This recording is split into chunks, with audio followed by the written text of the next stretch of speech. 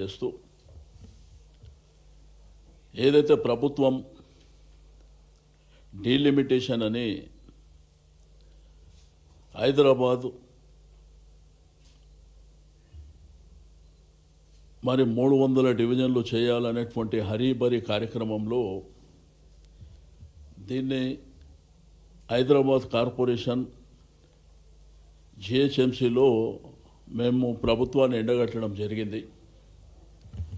విచిత్రం ఏంటంటే ఇప్పుడున్నటువంటి మేయర్ గారికి డిప్యూటీ మేయర్ గారికి కూడా ఈ ప్రక్రియ తెలియదని ఓపెన్గా వాళ్ళ హౌస్లోనే చెప్పినటువంటి సందర్భం. వాళ్ళు గూగుల్ మ్యాప్ తీసుకొని ఇక్కడ మరి చెన్నారెడ్డి మానవ వనరుల అభివృద్ధి ఆఫీస్ ఏదైతే ఉందో అక్కడ గూగుల్ మ్యాప్లో తీసుకొని ఈ డిలిమిటేషన్ అనేది చేసినటువంటిది. అయితే టీవీల్లో పేపర్లో నిన్న కూడా మాట్లాడినప్పుడు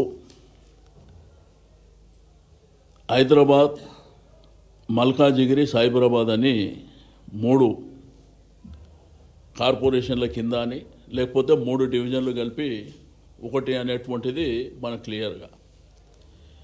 ఏదైతే జంట నగరాల చరిత్ర, జంట నగరాలు మీన్స్ హైదరాబాద్, సికింద్రాబాద్, ట్యాంక్ బోర్డుకి ఇటువైపు హైదరాబాద్, ట్యాంక్ బోర్డు అటువైపు సికింద్రాబాద్.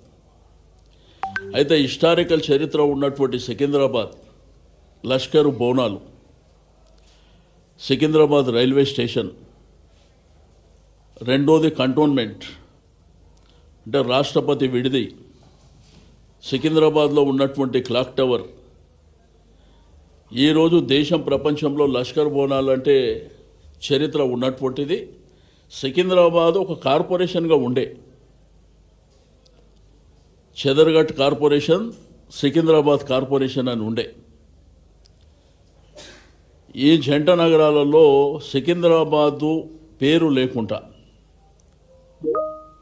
ఈ జిల్లాలో ఏర్పాటు చేస్తామని, 3 కార్పొరేషన్లు ఏర్పాటు చేస్తామని సైంటిఫిక్గా కాకుండా వాళ్ళ ఇష్టానుసారం ఏదో రాచరిక పాలన కొనసాగుతుంది, మా సామ్రాజ్యం ఉంది, మా ఇష్టం ఉన్నట్టు చేస్తామంటే ఇక్కడ ప్రజలు వాళ్ళు యాక్సెప్ట్ చేయడానికి సిద్ధంగా లేరు. అందుకే ఈ నెల 17వ తేదీన భారీ ఎత్తున సికింద్రాబాద్ రైల్వే స్టేషన్ నుంచి Prashant theatre, Secunderabad clock tower, అమరవీరుల స్తూపం, Manju theatre, paradise, Secunderabad Gandhi statue వరకు కలిసొచ్చే పార్టీలని, ప్రజల్ని, మేధావులను అందరినీ కలుపుకొని అంటే సికింద్రాబాద్ యొక్క చరిత్రని రూపుమాపే ప్రయత్నం చేస్తున్నటువంటి ప్రభుత్వాన్ని కిందికి దించేటువంటి ప్రయత్నం చేయడమే కాకుండా ఎట్టి పరిస్థితుల్లో సికింద్రాబాద్ని ఇగ్నోర్ చేస్తే వదిలిపెట్టే ప్రసక్తే లేదు. అది చరిత్ర. రాజశేఖర రెడ్డి గారు ఉన్నప్పుడు 202 సంవత్సరాల సెలబ్రేషన్స్ కూడా జరిగినటువంటి ప్రభుత్వానికి మా ప్రాంత ప్రజలు ట్యాక్సులు కడుతున్నారు. మా ప్రాంతం ట్యాక్సులు మాకే ఖర్చు పెట్టాలనేటువంటి ప్రధానమైనటువంటి డిమాండ్తోని లష్కర్ సాధన సమితి ఒకవైపున ప్రయత్నం చేస్తున్నటువంటి సందర్భం. ఆ పక్కన డిఫెన్స్ ఉంది, రాష్ట్రపతి విడిది ఉంది, కంటోన్మెంట్ బోయిన్పల్లి ప్రాంతం ఉంది, పరేడ్ గ్రౌండ్ ఉంది. ఈ చరిత్రని రూపుమాపేటువంటి ప్రయత్నం ఈ ముఖ్యమంత్రి గారు వారి ప్రభుత్వం మరి చేస్తున్నటువంటి సందర్భం. వాళ్ళకి ఏమీ లేదు, మీకు డివిజన్లు కూడా ఇష్టానుసారం చేశారు. ఫర్ ఎగ్జాంపుల్ కుక్కడపల్లి నియోజకవర్గానికి వచ్చేటువంటి బేగంపేట ప్రాంతాన్ని తీసుకుపోయి మల్కాజిగిరిలో కలుపుతా అంటారు, కొన్ని తీసుకుపోయి సైబరాబాద్ కలుపుతా అంటారు. పోలీస్ స్టేషన్లో కూడా ఒక లెక్కపత్రం లేకుండా. సికింద్రాబాదు పార్లమెంటరీ నియోజకవర్గం ఉంది, అంబర్పేట కానీ, సికింద్రాబాద్ అసెంబ్లీ కానీ, సనత్ నగర్ కానీ, ఈ వైపున ఖైరతాబాద్ కావచ్చు, జూబ్లీ హిల్స్ కావచ్చు, కార్వాన్ కావచ్చు, మరి అదేవిధంగా హిమాయత్ నగర్లో ఒక డివిజన్ కావచ్చు. దీన్ని ఆ రోజు నిజాం ప్రభుత్వం ఉన్నప్పుడు దీని హిస్టారికల్ బ్యాక్గ్రౌండ్తోని డిఫెన్స్ వాళ్ళ ఆదేశం మేరకు పెట్టినటువంటి పేరు అది. దాన్ని రూపుమాపే కుట్ర చేయడమే కాకుండా వారి ఇష్టానుసారం ఇక మా రాజ్యం ఉన్నది, మేము రాచరికం చేస్తాం, మా ఇష్టం ఉన్నట్టు చేస్తామంటే వదిలిపెట్టే సమస్యనే లేదు. టెంపరవరీగా మీరు ఉంటారు, ఇంకా 3 ఏళ్ళే. 7 ఏళ్ళ కాలంలో కూడా మా ఇష్టానుసారం చేస్తారంటే ఇక్కడ ఎవరు ఊరుకునే పరిస్థితులు లేరు. సికింద్రాబాద్కు ఒక ఘనమైనటువంటి చరిత్ర ఉంది. అక్కడనే కార్పొరేషన్ ఉన్నది, ఆల్రెడీ జిహెచ్ఎంసీ కార్పొరేషన్ ఉంది అక్కడ. దీని హిస్టారికల్ బ్యాక్గ్రౌండ్ని పక్కన పెట్టి సికింద్రాబాద్, ఇప్పుడు మల్కాజిగిరి అనేది ఒక గ్రామం, సైబరాబాద్ అనేది ఒక గ్రామం, శంషాబాద్ అనేది ఒక గ్రామం. కాలక్రమేణా డెవలప్మెంట్ జరుపుకుంటూ పోయినాయి. ఆ ప్రాంతాలని ఇగ్నోర్ చేయమని మేము చెప్పాం.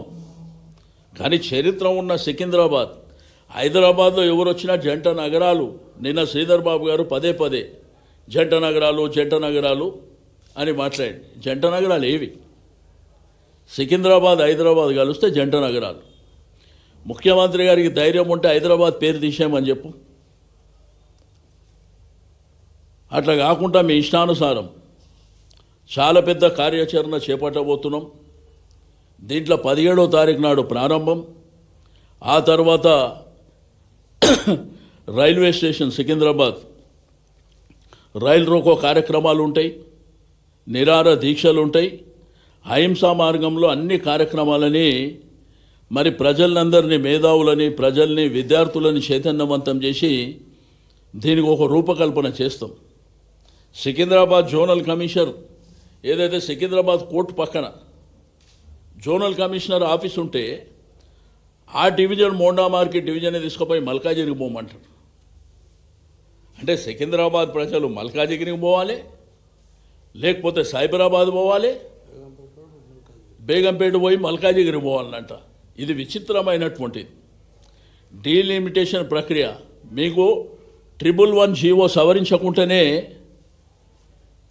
అక్కడ కూడా దీన్ని సైబరాబాద్లోకి తీసుకుపోయి ఆ కార్యక్రమం చేస్తారు. అసలు ప్రభుత్వాన్ని నడిపిస్తురా, సర్కస్ కంపెనీ నడిపిస్తురా అర్థం కానటువంటి పరిస్థితి ఉన్నది. ప్రజాప్రతినిధులకు తెలియదు, కార్పొరేటర్లకు తెలియదు, వాళ్ళ మేయర్ గారు, డిప్యూటీ మేయర్ గారికే ఇది ఎట్లా చేసిర్రు, ఏం ప్రక్రియ, ఏ పద్ధతిలో జరిగింది అనేటువంటిది ఎక్కడ కూడా జరగకుండా దీన్ని ఇక్కడ వదిలిపెట్టే సమస్య లేదు. కోర్టుకు కూడా పోతున్నాం మేము. చట్టపరంగా, న్యాయపరంగా కూడా పోరాటం చేస్తాం. మీరు ఉన్న చరిత్రలు మార్చేసి మీ ఇష్టానుసారం చేసుకోనికే ఇదేం రాచరిక పాలన కాదు, ప్రజాస్వామ్యంలో మనం ఉన్నాం. నిన్న కూడా అసెంబ్లీలో మీరు చూసారు, అసెంబ్లీ నడిపించే విధానం. 6 సార్లు శాసనసభ్యుని, మా వాళ్ళు 3 సార్లు ఉన్నారు. చాలామంది ముఖ్యమంత్రులని, స్పీకర్లను చూసినాం. మన స్పీకర్ గారు లెఫ్ట్ సైడ్ ముఖమే పెట్టాడు. స్పీకర్ గారు ఏ రాజకీయ పార్టీకి సంబంధించిన వ్యక్తి ఉండడు. ఆయనకు ఆ పదవి వచ్చిన తర్వాత అందరినీ చూసే బాధ్యత ఆయనదే. నిన్న మేము సభ నుంచి బహిష్కరించడానికి కారణం మీరు చూసారు. ఒకటి, అక్కడ జరిగినటువంటి మూసీ రివర్ మీద జరుగుతున్న క్వశ్చన్లో అందరు అభిప్రాయాలు చెప్పారు. మా ఉపనాయకులు హరీష్ రావు గారు కూడా ఆయన కొన్ని ప్రశ్నలు లేవనెత్తాడు. ముఖ్యమంత్రి గారు అక్కడ లెజిస్లేచర్ అఫేర్ మినిస్టర్ గారు ఆన్సర్ చేస్తుంటే ఈయన ఇంటర్వ్యూన్ అయ్యి 1:20 నిమిషాలు ఇష్టం ఉన్నట్టు మాట్లాడి, అంటే ఏదా స్పీకర్ గారికి టైం సెన్స్ తెలియదా? అంటే ఎవరు ఎంతసేపు మాట్లాడాలో ముఖ్యమంత్రి అయినంత మాత్రాన స్పీకర్ గారు మధ్యలో మాట్లాడు.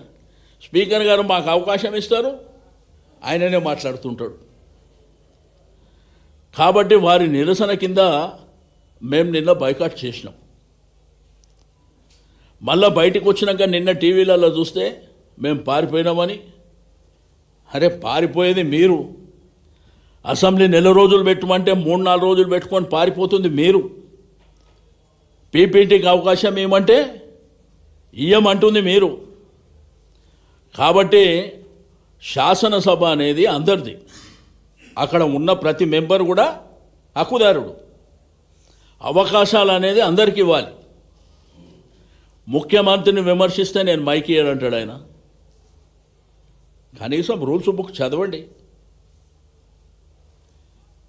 ముఖ్యమంత్రి గారిని అంటే విమర్శిస్తే డబ్బా కొట్టాలనా, భజన చేయాలనా నీకు మీ ముఖ్యమంత్రికి? ప్రతిపక్షాల పాత్ర ఏంది? ప్రజా సమస్యల్ని అసెంబ్లీలో మా గల్లమెత్తడం, ప్రభుత్వాన్ని ఆకర్షించడం, తద్వారా పనులు జరగాలనేదేదా ప్రతిపక్ష పార్టీలది. అట్లా కాకుండా ఈయన డబ్బా కొట్టమంటాడు. అరే స్పీకర్ గారు చెప్పే మాటన మీరు ఆన్ రికార్డు చెప్తుండ ఆయన ఏమని, ముఖ్యమంత్రిని విమర్శిస్తే నేను మైక్ ఇయ్యనంటాడు. నీకు కూడా స్పీకర్ గారికి కూడా కొన్ని రూల్స్ రెగ్యులేషన్స్ ఉంటాయి దాంట్లో. కాబట్టి మాకు మైక్ ఇచ్చే అవకాశం లేదు. మాకు మైక్ ఇచ్చినా ఆయనే మాట్లాడుతుండు మధ్యలో.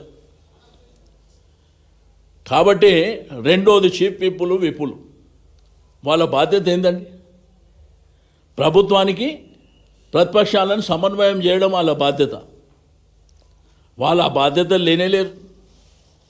ఎప్పుడు మమ్మల్ని విమర్శించాలి, ఎప్పుడు మమ్మల్ని తిట్టాలి, ఈ కార్యక్రమాలు పెట్టుకుంటారు. ముఖ్యమంత్రి గారు అంత భూతు పురాణం మాట్లాడితే శ్రీధర్ బాబు గారికి అనిపిస్తలేదు. ఆయన నేను లేచి అడిగితే ఏమంటాడంటే మీ పేరు పెట్టి చెప్పిండా అని మాట్లాడుతుండ ఆయన ఓపెన్గా మా దిక్కు చూపిస్తూ మాట్లాడిండు. మిమ్మల్ని తీసుకుపోయి అనంతగిరి హాస్పిటల్లో జాయిన్ చేయాలని చెప్పి మా వైపు చూపించి మాట్లాడిండు. ఆయన లెజిస్లేచర్ అఫేర్ మినిస్టర్ గారు మీ పేరు చెప్పలేదు కదా అని చెప్పి ఆయన తెలివిగా మాట్లాడుతాం.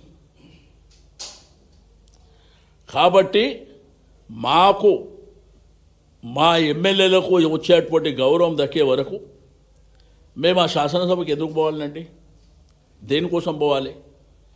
ఇప్పుడు ఆడ మాకు మైక్ ఇవ్వనంటారు, ప్రతి విషయం బుల్డోజ్ ఇచ్చే కార్యక్రమం. ఒక క్వశ్చన్ మీద ముఖ్యమంత్రి 1-20 నిమిషాలు మాట్లాడవచ్చా? మాట్లాడితే మాకు కుళ్ళుందంట మా కడుపుల. నీకే ఆ విషయం ఉంది కదా, ఆ కంపంతా నీ నోటి నుంచే వస్తుంది కదా. నేను అనేక సందర్భాల్లో ఒక సీనియర్ శాసనసభ్యునిగా చెప్తున్నా, ముఖ్యమంత్రి గారి భాష మార్చుకోవాలి. ఇప్పటి ఉన్నటువంటి జనరేషన్ పిల్లలు ప్రజలు కూడా పాడైపోయేటువంటి సందర్భం వస్తుంది. నీ భాషను చూసి మీరు మార్చుకోవాలి. ఒకవైపున ఏం చెప్తాడు, అందరి అభిప్రాయం తీసుకుంటా, నేను ఎట్లా చేస్తే బాగుంటుందో చెప్పండి, మీ అందరి అభిప్రాయాలు. వెంటనే ఉరి తీయాలని కసబ్తో పోల్చడం, ఈ విధమైనటువంటిది. కాబట్టి సికింద్రాబాద్ జిల్లా విషయంలో ఎట్టి పరిస్థితుల్లో, సికింద్రాబాద్ కార్పొరేషన్ విషయంలో వెనక్కి తగ్గే ప్రసక్తే లేదు. చాలా పెద్ద ఎత్తున పోరాటం చేయబోతున్నాం. 17వ తారీఖు నాడు ఇచ్చేటువంటిది ఫస్ట్ ప్రోగ్రాం అది. ఆ తర్వాత ప్రజల్ని చైతన్యవంతం చేసిన తర్వాత ప్రజల అభిప్రాయాలు, మేధావుల అభిప్రాయాలు, విద్యార్థుల అభిప్రాయాలు, సంఘాల అభిప్రాయాలు, ప్రజాప్రతినిధుల అభిప్రాయాలు తీసుకొని కార్యాచరణ కంటిన్యూగా ఉంటుంది. మీ డివిజన్ డీలిమిటేషన్ కూడా మీరు ప్రాపర్గా చేయలే. 4-5 రోజులలో జరుగుతుందా ఎక్కడన్నా? ఇంత పెద్ద గ్రేటర్ హైదరాబాదు 24 అసెంబ్లీ నియోజకవర్గాలు ఉన్నటువంటి పరిధిలో మీరు వారం లోపల అన్నీ జరిగిపోయినాయి అంటాడు. ఏ పద్ధతిలో చేసిర్రు? ఎవరిని అడిగినరు? ప్రజల్ని కన్సర్న్ చేసిర్రా? లేదు ప్రజాప్రతినిధులు అడిగినరా? ఎవరిని అడగకుండా మీ ఇష్టానుసారం చేసుకొని నా ఇష్టం ఉన్నట్టు నేను చేసుకుంటా అంటే చరిత్రను కూడా మార్చేస్తామంటే. అరే జంట నగరాలంటేనే Hyderabad, Secunderabad. Tank Bund left side Secunderabad, right side Hyderabad. నీకు దమ్ముంటే హైదరాబాద్ పేరు మారుస్తా అని చెప్పు. అరే సికింద్రాబాద్ కల్చరు, సంస్కృతి, అక్కడ ఒక చరిత్ర ఉన్నది. ఆ చరిత్రను నువ్వు మార్చేసి కొత్తగా ఏర్పడ్డటువంటి గ్రామాలకు నువ్వు పోవాలన్న పద్ధతిలో మీరు చేస్తే దీన్ని సమాజము మిమ్మల్ని అప్రిషియేట్ చేసే పరిస్థితి కాదు, మిమ్మల్ని పొందబెట్టే పరిస్థితి వస్తుంది, గుర్తుపెట్టుకోవాలి. నిన్న శ్రవణ్ గారు శాసన మండలిలో చాలా డీటెయిల్గా మాట్లాడి డీటెయిల్గా చెప్పిండు అసలు మీరు చేసే పద్ధతి కరెక్ట్ కాదని. ఎవరైనా గూగుల్ మ్యాప్లో చూసి నీకు సిస్టమ్ని అంతా మార్చేస్తామని అంటే ప్రజల మనోభావాలతో మీరు ఆడుకుంటారా? ఏమి ఇష్టం ఉన్నట్టు మీరు చేసుకునే హక్కు మీకు ఉన్నదా? అరే మేము రాచరిక పరిపాలన మాదిరి ఎప్పుడో చరిత్రలో పుస్తకాలు చదివినప్పుడు రాచరికం అంటే ఏ పద్ధతిలో ఉంటుందో ఆ పద్ధతిలో చేసుకుంటూ పోతామనే విధంగా మీరు ప్రవర్తిస్తే ఏం పద్ధతి అండి? అసెంబ్లీలో అదే పద్ధతి. 5 మంది ఎమ్మెల్యేలు ఉంటే 5 మందికి ఆ రోజు అవకాశం ఇచ్చినాం మేము. అంటే ఇక్కడ శాసనసభ అంటే మీ మీ మీ ఆస్తియా? మీ గాంధీ భవనా? ఏమి ఇష్టం ఉన్నట్టు చేసుకోనీకే? అది పద్ధతి లేదు. ఇంత పెద్ద గ్రేటర్ హైదరాబాద్ని మీ ఇష్టం ఉన్నట్టు డివిజన్లు కానీ అక్కడ ప్రజలతోని సంబంధాలు లేకుండా గూగుల్ మ్యాప్ ముంగట పెట్టుకొని నువ్వు గీసుకుంటా పోతే ఏం పద్ధతి అది? మీ కమిషనర్లు, జోనల్ ఆఫీసులు, మీ వార్డ్ ఆఫీసులు అక్కడ పెట్టుకొని అక్కడ ఉన్నోళ్ళంట. ఇప్పుడు అమీర్పేట ఉంది, అమీర్పేటలో వార్డ్ ఆఫీస్ ఉన్నది, ఖైరతాబాద్లో జోనల్ ఆఫీస్ ఉంది. అక్కడ ఉండంటే శంషాబాద్కు పోవాలంట. ఏం పద్ధతి అది? అక్కడ ప్రజలకు పరిపాలనా సౌలభ్యం కోసం కేసీఆర్ గారు ప్లాన్ చేశారు ఆ రోజు. మేము కూడా ఆ రోజుల్లో 150 డివిజన్లు చేసినప్పుడు ప్రజల్ని కన్సల్ట్ చేసినాం, ప్రజాప్రతినిధులను కన్సల్ట్ చేసినాం, అధికారులను కన్సల్ట్ చేసినాం. మీరేంది మీ ఇష్టం ఉన్నట్టు చేసుకోనికే? కాబట్టి సికింద్రాబాద్ ప్రజల్లో యాక్సెప్ట్ చేసే ప్రసక్తే లేదు. సేమ్ టైం అన్ని నియోజకవర్గాలలో ఎక్కడెక్కడైతే డీలిమిటేషన్ అని చెప్పినరో ఇష్టం ఉన్నట్టు చేసేసారు. పద్ధతి లేదు, పాడు లేదు. కనీసం మేయర్కు తెలియదానండి.